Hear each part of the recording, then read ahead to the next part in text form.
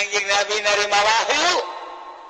Wallahu a'lam kumaha katampan ku Kanjeng hanya Kanjeng nu uninga. Dijabarkeun ku Kanjeng ka sahabat sesuai jeung kebutuhan. Ayalah dia asbabun nuzul. Butuh eta jol ieu, butuh eta jol ieu. Ditarjamahkeun Quran mah tarjamahan wahyu nu katampa ku Kanjeng Nabi naoma bila harfin wala sautin.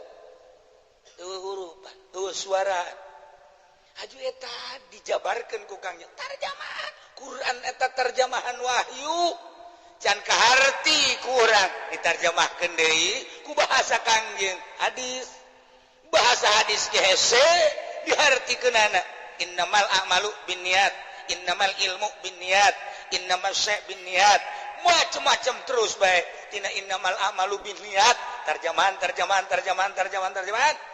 Jadilah kitab ge can kabaca keneh.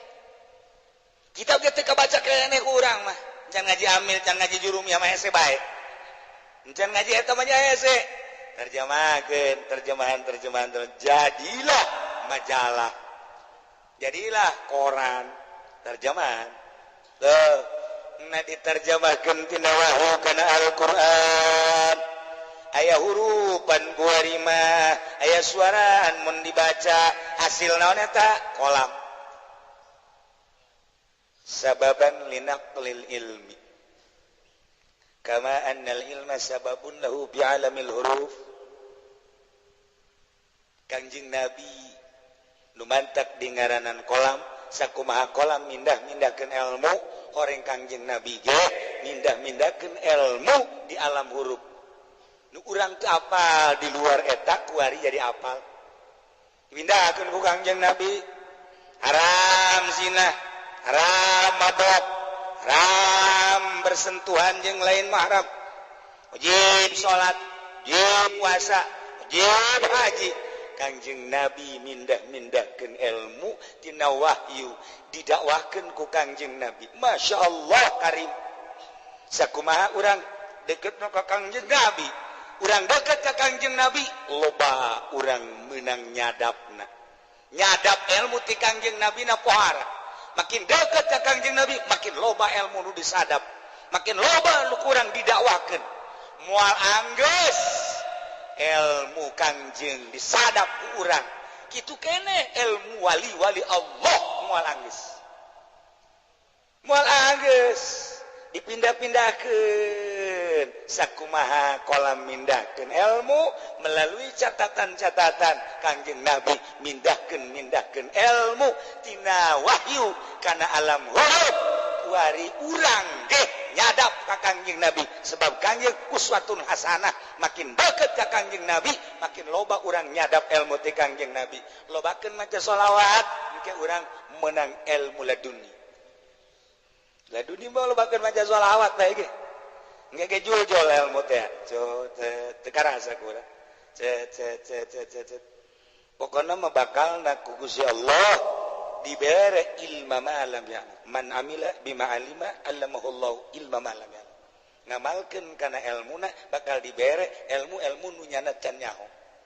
Laduni berarti lamun ngandelkeun urang teh ngaji ka guru, ngandelkeun urang mutolaah, sakumaha sih lobana moal bisa.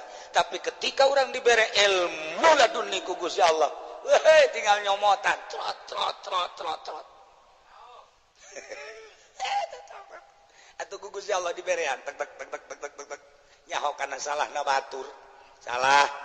Eta geuna teh salah padahal urang can ngaji can nyaho. Can nyaho na laduni.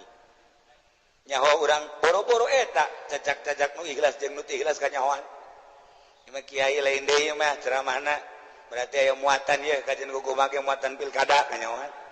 Ieu muatan partai ieu ka nyahoan. Ieu muatan organisasi ieu ka nyahoan. Ieu muatan ria ieu atuh ka nyahoan bae.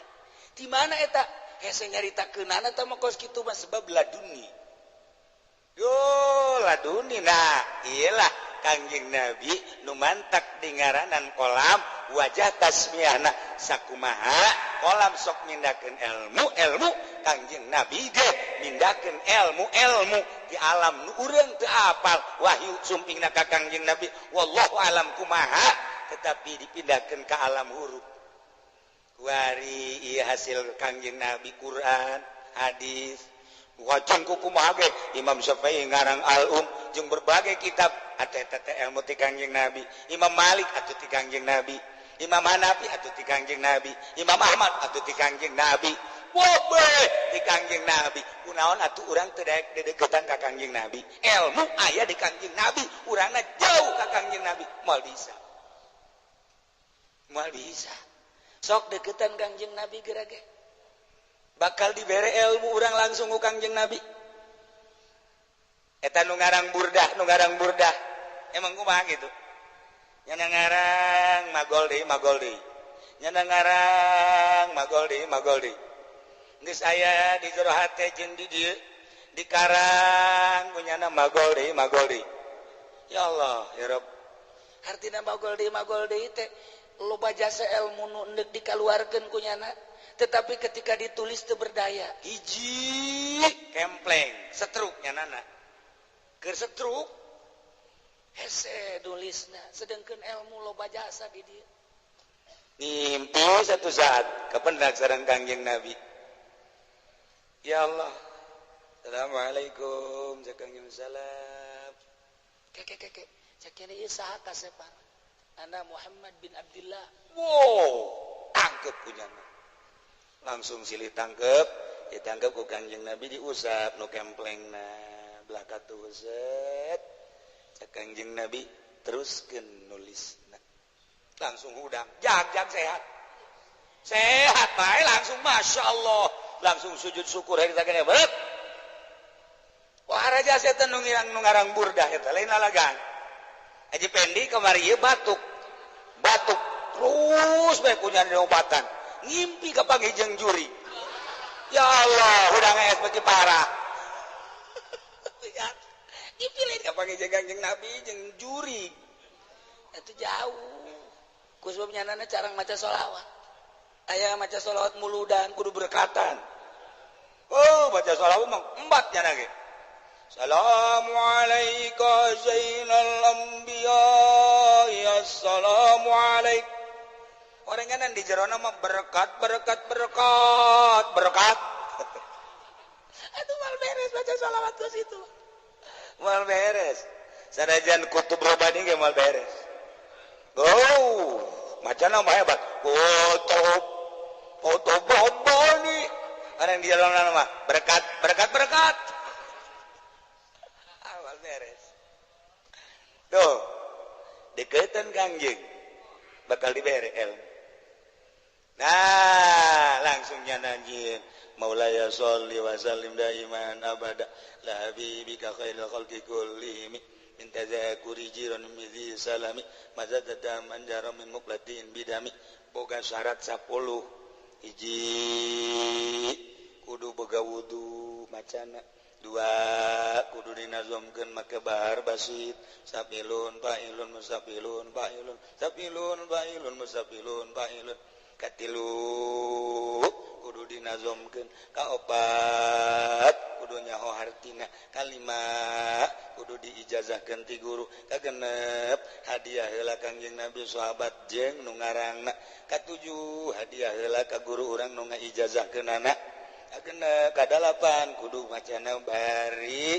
itu naon sila atawa nangtung ulah bari ngedeng syarat aya syarat karak lamun 10 syarat eta dipenuhi dibaca ku urang geus berkaromah ujian lamun geus berkaromah sekecap nyata hayang naon ya Allah ya Rabbi abdi hayang apansa ujianna harita kene katabraknya na ku apansa